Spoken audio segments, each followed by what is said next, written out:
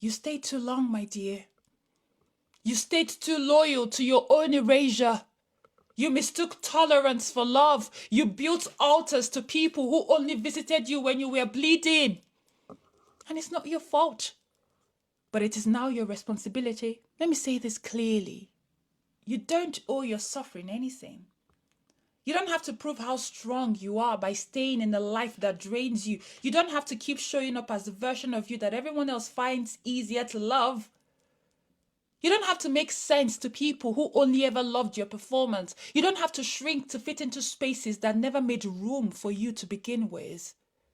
You can outgrow it, but only if you stop protecting it. Only if you stop trying to make it pretty. Only if you stop convincing yourself that staying small is safer than starting over.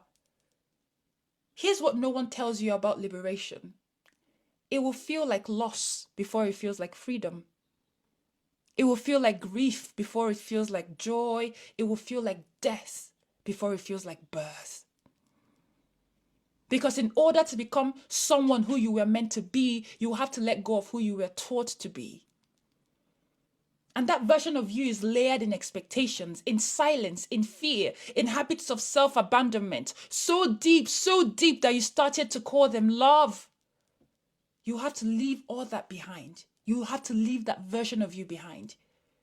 You have to bury the girl who made a life out of pleasing everyone but herself. And in that burial, you will rise. Not polished, not perfect, but free. Because freedom isn't clean. It's not always pretty, but it is yours. So stop fluffing the pillows. Stop painting the bars. Stop calling survival a success story. It's time to walk out. Not because it's easy, but because you finally remembered that you were never meant to perform peace while you were drowning in pain. You were never meant to decorate your cage. You were meant to break it. To shatter it with your truth. To outgrow it with your rage. To walk away with your head held high, even if your hands and your legs are still shaking. Because you're not here to be confined. You are here to be free. Okay?